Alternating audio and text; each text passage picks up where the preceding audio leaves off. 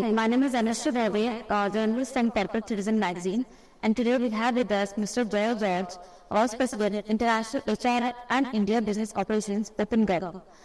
A seasoned HR leader with 20 years of experience in driving business success through strategic human resource management.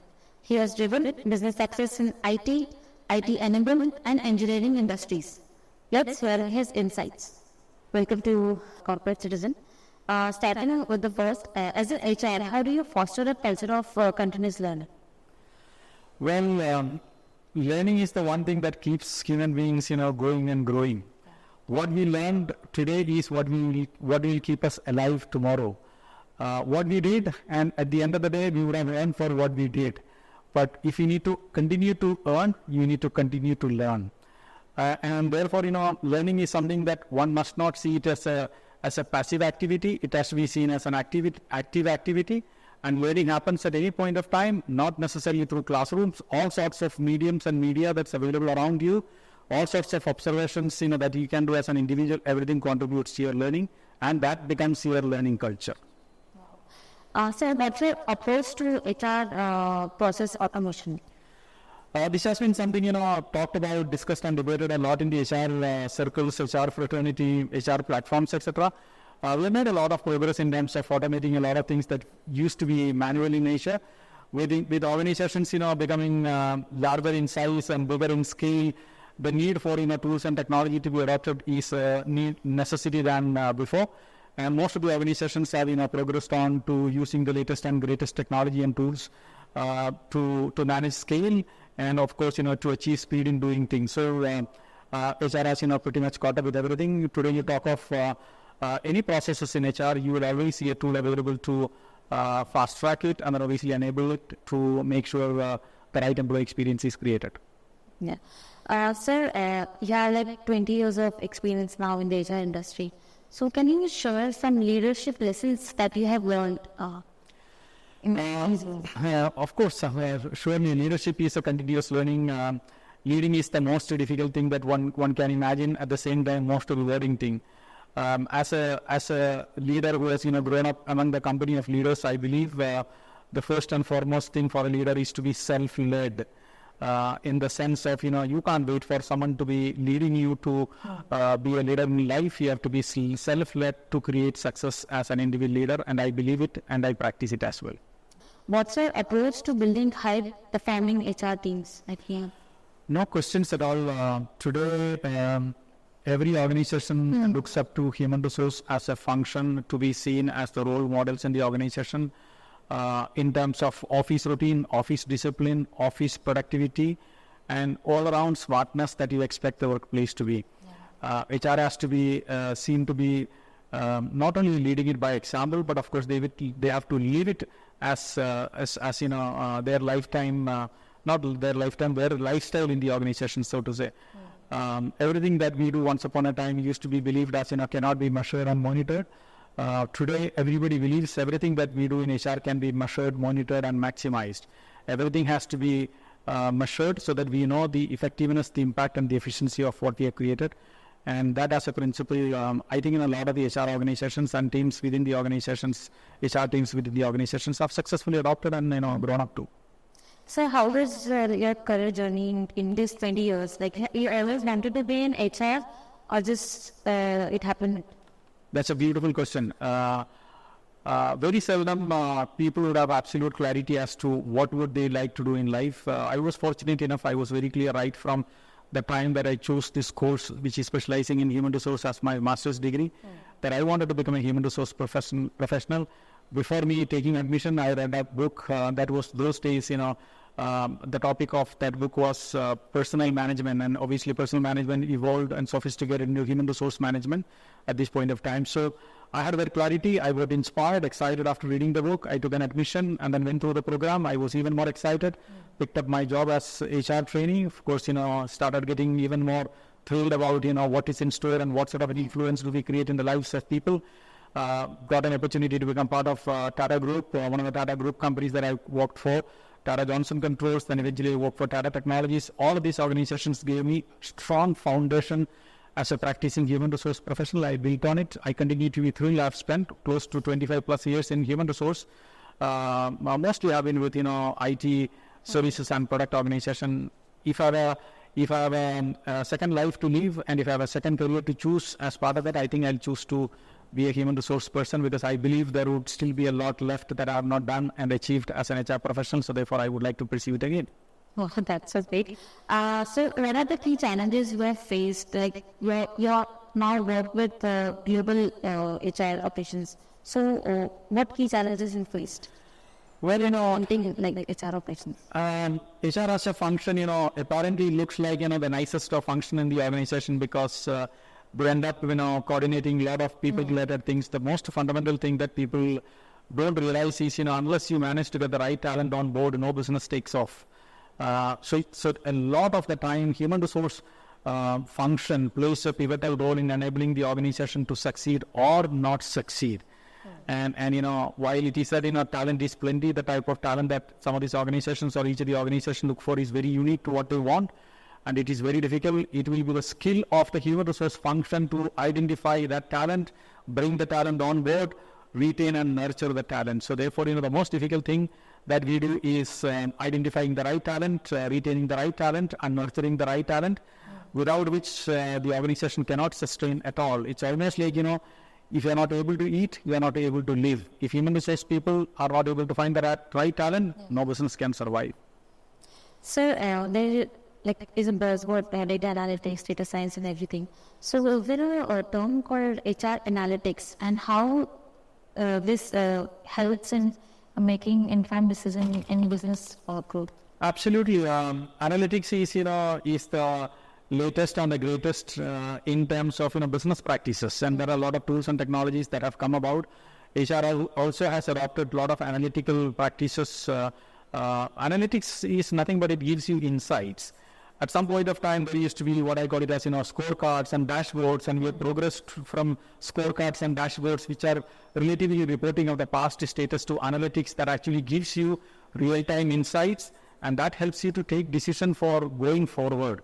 Some of the examples are, people definitely look at attrition as a predictive analytics, in the sense of what sort of an attrition does the organization go through, what does the trend indicate, should that be a matter of concern, should the organization be prepared to, are all things that analytics will provide as an insight, which the organizations can put to use. So analytics is a big thing, and everybody realizes and everybody has accepted it as a big thing, and is seen as a crucial thing in the organization at this point of time, so to the HR department or the HR functions. Sir, you have also worked with startups. So what difference you have seen in working with startups and big companies? Extremely good question. Today, I work for another startup by the name OpenGov. I just joined this company 2 months ago. OpenGov is 12 years old organization in many ways, but we still classify ourselves as a startup in India. They are just about 2 years old at this point of time. The mindset that is required for you to function in a startup is different. In a startup organization, people are not there just for a job. People are not there just to earn their daily living or earn a fat salary. All of those things will happen and have to happen and should happen. Most of us who join startups, do join with an intent of building it up. You are creating something, and you are growing something. These are things that gives you a lot of excitement, lot of satisfaction in life. Somebody like me, who has spent more than 25 years in the industry, I bring in so much of an experience. It is my pleasure to see that some of my experience that I have gathered over the last 25 years is put to use and benefited by a startup organization, in this case, OpenGov. Well, some people can feel, extremely put off because you may not see a lot of things in place. But a lot of people like me see it as an opportunity to build it up and shape it up, bringing in your learning and experience in life, things that have gone wrong, things that have gone right, all of those things you can actually validate, consolidate, and put it to practice to build up this startup at the fastest pace possible. So honestly speaking, I'm cut out for startup, so to say, and I'm enjoying it. So what's your approach for talent retention in a company? Because in every year or two, there isn't great opportunity, better salary or something. So they switch frequently. So what's your take on this? Again, extremely nice question, in the sense that I'm happy, young as you are still, you did not ask this question, what is your talent retention strategy? A lot of people use questions, such as, what is your strategy? I don't think any people are stayed with any company because the company had a very good strategy, so to say. People stay with an organization or a company because of the experience that they have. And that experience comes out of, various things that you roll out in the organization. And various things that you roll out in the organization is part of, smart thinking as to what appeals to different categories of people. Today, you look at any organization, you will see multi-generational workforce. And multi-generational workforce would mean to say that, one solution does not meet everybody's requirement. So you have to customize a lot of the offerings that you have from the below experience perspective that will meet the different needs of these different generations that are part of the organization. Generally, if you look at, there are 4 things that are fundamentally significant to any employee, irrespective of generation, which is, one is the need for earning. Everybody would like to make sure there is comprehensive earning. Everybody would like to see that, there is a decent amount of learning, something that you asked me some time back as to how do you create that culture of learning individually and as an organization. So people would like to see every opportunity environment being made available for learning. Third thing is what I call it as an element of fun. We spend more than 10 to 12 hours in the office. It cannot be business and business and business that terrifies and intimidates you at the end of the day. There has to be an element of fun and lighter moments being created. And the fourth thing is what I call it as, taking pride. Like I said, I show a lot of pride in saying that I work for a startup. I take pride in saying that we are going to build it up. We are going to make it as a big name that soon this country, soon this city will obviously recall and then, talk about it at some point of time. So create that sense of pride. So it's essentially earning opportunity, learning opportunity to have fun, and then obviously take pride in what the organization does and the products that they launch or the services that they launch. These are 4 things. And that creates the right experience for people. As an outcome, people stay with the organization. That's how it is. Sir, how do you develop diversity, equity, and inclusion in your organization? A lot of organizations actually talk about it more like a fashion or, an industry jargon, so to say, but there are organizations that pay attention to. There are certain constraints as well in the sense of, when you are in a building up stage, sometimes it may not be possible for you to pay attention to every aspect of this to make sure that you build an organization. But today every workplace is come of age kind of workplaces wherein they are extremely focused on and conscious of building and valuing diversity on aspects and diversity and inclusivity or diversity and inclusion, so to say. And there are a lot of formal policy support and programs being launched to actively encourage and promote diversities under each category. Could be ethnic diversity, could be generational diversity, or could be ability, disability diversity. All of those things, organizations have become far more, or gender diversity for that matter, I didn't touch upon. Yes, so that's what it is. It's important, no questions at all. So, what's your mantra for work-life balance in this fast-paced? I think, work enough, life will get balanced. If you don't work sufficiently, your life will never be balanced. I don't have any personal experience of that. I overworked and I lost balance in life. I think, I got balance in life because I worked enough. I like to put it out slightly differently by saying move from work-life balance conversation to work-life integration in the sense of find time for your life-related needs. At every point of time. At the same time, make sure that your work is not left alone.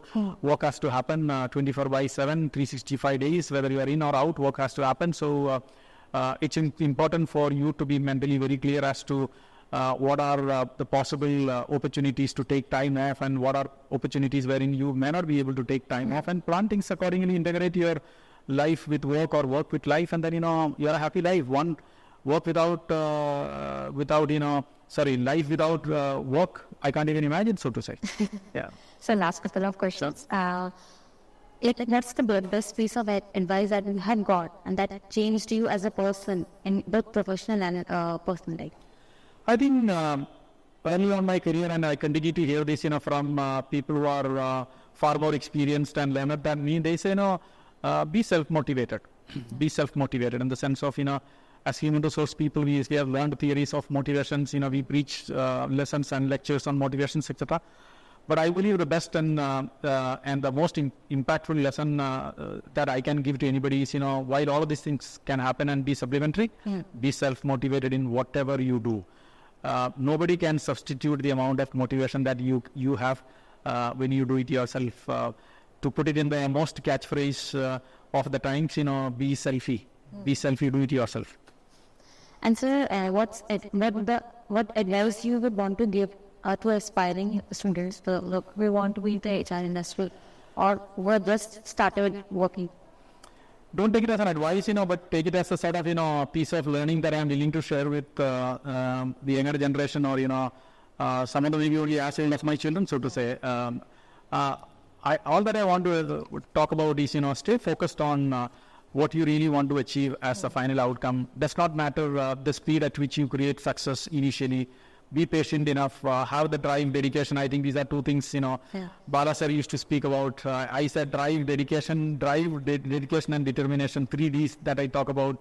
3 Ps that I talk about is, what I call it as, passion, patience, and perseverance. You have the passion for human resource as a function, but be patient enough, because success may not happen at a record time that you want. And then, perseverance is the only thing that can actually make sure that your patience and passion is put through. So therefore, these are small little message that I can share with the next generation of people who are aspiring to pick up a human resource career. Thank you so much, sir. Such an insightful conversation.